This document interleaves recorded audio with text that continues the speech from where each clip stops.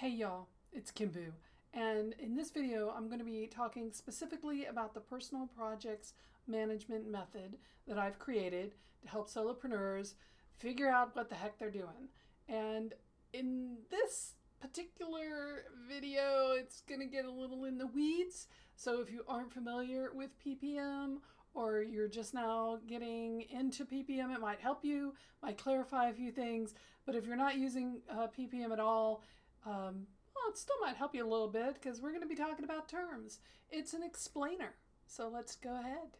We're going to be talking about specifically projects and programs, or programs and projects, whichever way you want to put it first. The reason that I want to go into this in detail is because in our society, in our culture, we have a tendency to throw the word project at pretty much anything we have to do. A project is a task is a thing. It's not very clear. The compounding problem with that is that projects can be pretty much anything. Like grocery shopping, that's a project. Doing a podcast is a type of project. A marketing program is a project. Developing a digital product to sell or writing a book, those are projects. Building a multi-million-dollar office building is also a project. So as you could see, things can get complicated really quickly when you're starting to think about what is the essence of a project. And we're not going to go into the platonic ideal of things here. I'm not trying to get philosophical. I am always trying to give you tools that you can use to try to define what you're trying to do. And I think that's a huge problem with a lot of solopreneurs. They have a lot of things going along, a lot of things up in the air, and it makes it difficult to really sit down and look at what you're doing. So, programs and projects, projects and programs, what are they? Why is that important to know the difference between the two? And how this can help you figure out what you're doing with your business, with your life, with personal goals, whatever it may be. So we're going to start with project because that's really kind of the base DNA of everything, right? So what is a project? It's pretty simple and straightforward. Even very highly paid project managers won't find anything to argue with me here. And that is, a project is limited or defined. If we get back to the building a multi-million-dollar office building with, 27 floors and hundreds of thousands of square feet, it's still a limited, defined project. And that's the same for writing a book, which I have done. It's definitely a limited and defined project. You have a start, you have a middle, you have the end. You have the end, what you sign off for, and then the editing and all the other stuff, and eventually it goes to print. But at some point, that project is done. It's over with. It's not happening again unless you're doing a similar project. That happens a lot. You could build another multi-million-dollar office building. You can write another book. If you're creating online courses, one online course might be one project. A new online course might be another project. So think of it in those terms of limited and delineated. May take years, may take hours, doesn't matter. It's limited and delineated. The other constraining factor to the definition of project is that it has a set time frame. So it has a start and an end point. That's basically what it's saying. Generally speaking, these time frames are by date, especially in professional project management, whether you're dealing with software or construction or manufacturing. There's hard deadlines. As a writer, I've had hard deadlines. The book needs to be edited and returned back to the editor so that they can get it to the formatter so that they can get it for sale on the day that was promised to all the pre-order people that it was going to be on sale. So obviously, in that particular case, there's a date. There is a set date. There may or may not be a specific start date. Like, I could never tell you when I started writing a specific book, but I can definitely tell you when I finished. In some instances, you may put on the calendar when you're going to start a project. For instance, back to the online course creation. if you have on your calendar or your scheduler that you're going to start that at the first of the month, that you're going to start working on that and writing the script and doing all of those steps, then that's the start date. Just a side note, I do have a toolkit on course creation. If you've got an idea for course creation and you're not sure what to do with it or really how to do a course online, you've never, you're not an expert in course creation, check it out. It's on my website. The other way that a project can be defined is by markers. And so this would not be tied to a date. It would be tied to getting something done. And it might take a day, it may take a week, it may take forever. Some specific instances of this might be a health regimen where you're trying to improve your health, whether it's to lower your heart rate or your cholesterol rate, or you're planning to, manage to do a jog, I think is the word I'm looking for here. I don't do it, so it's not familiar to me, but jog, 5K or marathon or something like that, just the length, not a specific event, but just you want to be able to jog 5K or even run full out 5K. You're not really sure how long that's going to take you. You have a plan, you have a start date, you have a starting plan, but you're not really sure. Like there might be setbacks. You might push yourself a little too hard one week, and so you're just not going to give yourself a day. You're just going to say, well, as soon as I run or jog a 5K, then I've run or jogged a 5K, and that project has come to its conclusion. At which point you may pick up the next project, try to do a 10K or run a marathon, but that project is done. It is in the can. And that is the heart and soul of a project.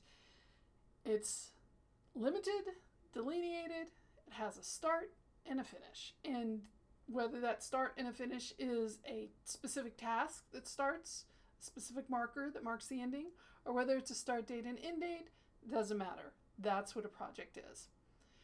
So let's move into programs. Now, programs can be very confusing for people because in a lot of ways they look a lot like projects, but they're not.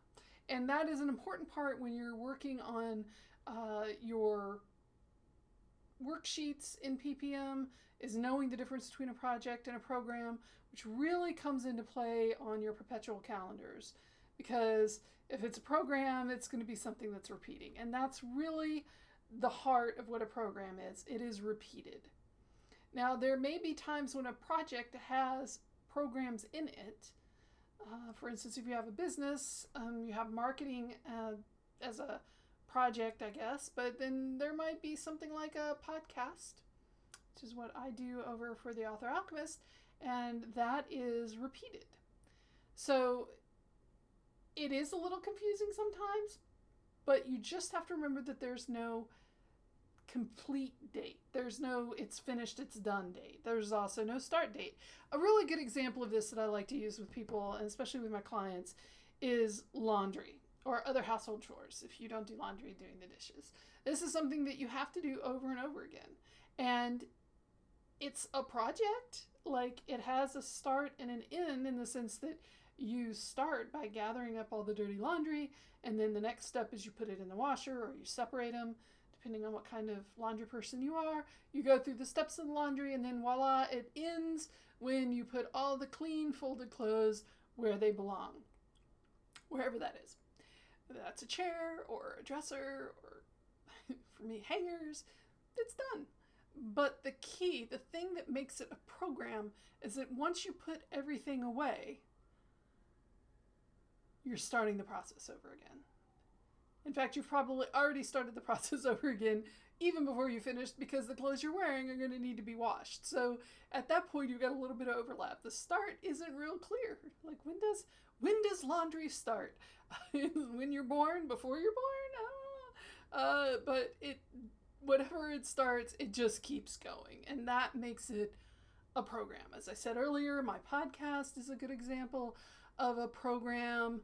If you have a membership, like an online membership that you're running for people, and there are themes, like weekly themes, or there's post that you have to do every week, like a check-in post, or if there's something that you have to do on a regular basis that gets repeated, even if it has steps involved that seem to indicate there's a start and an end, the fact that it picks up again, perhaps even before it started, is what makes it a program.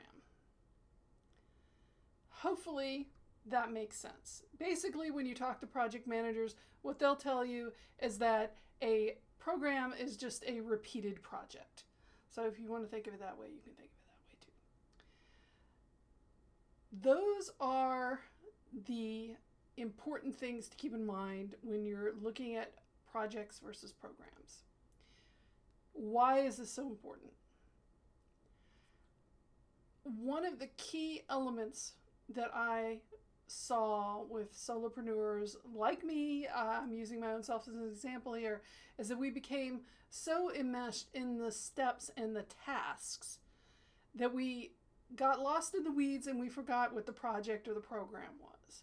And remember, if you've read PPM or you're familiar with it, a task or step is a part of a program or a project. So a program or a project, both of those involve steps or tasks.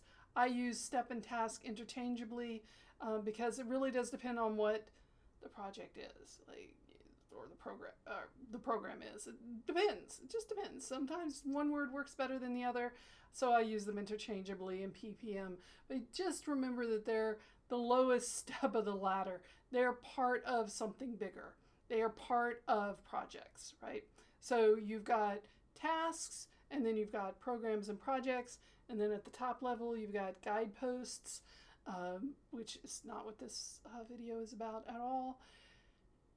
To know what you're doing, to be able to look at your perpetual calendars, to be able to look at your scheduler, whether that's Gmail or just a list on the refrigerator, you've got to know the big picture of what's going on. You can't build a multi-million-dollar office building if you don't know how many floors it's going to be, or you don't have a really good picture of, was that my phone? Yeah, it was. If you don't have a really good picture of what the square footage is and what the electrical is and where the plumbing's all going to go, and you're just like, I just need to build this floor so I can build the next floor, and then I can put in some stairs, and no, that's just, you're going to be either hamster in a wheel, just constantly repeating things and never getting anywhere, or you're going to get somewhere and then completely collapse because the design wasn't set up to, hold itself up. So that's the end of that building analogy.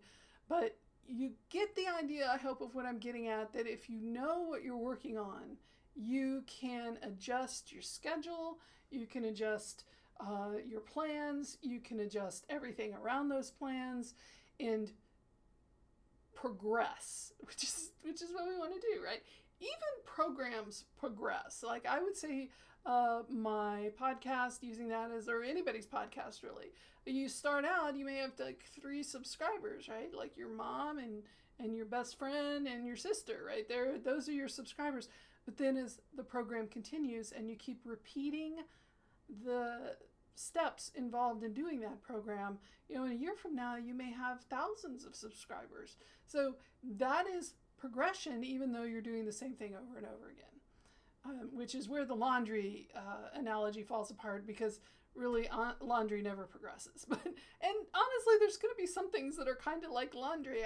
I look at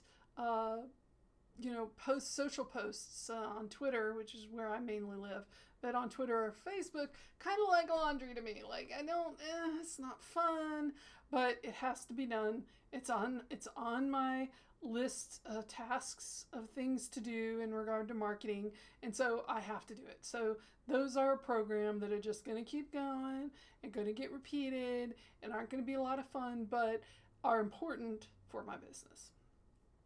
So that pretty much wraps us up for programs and projects. If you have any questions, as usual, please email me at kimboo@task-mistress.com. Would love to hear from you. Have any questions? Also, while you're there at my website, which is right there on the screen, you can sign up and get my new freebie, why time management systems fail you. So I hope I'm not dating this video like, 2 years from now, the freebie's not going to exist anymore. But anyway, for now it does, and you can get it. Really a lot of insight. I took an exercise for you to fill out and some analysis for you to do. So if you're very frustrated by the time management systems you've been using, you want to know why they're not working, well, my friend, it's not you, it's them. And I will explain why in the freebie. So go to my website and sign up for it. And that's it for this video. Bye, y'all.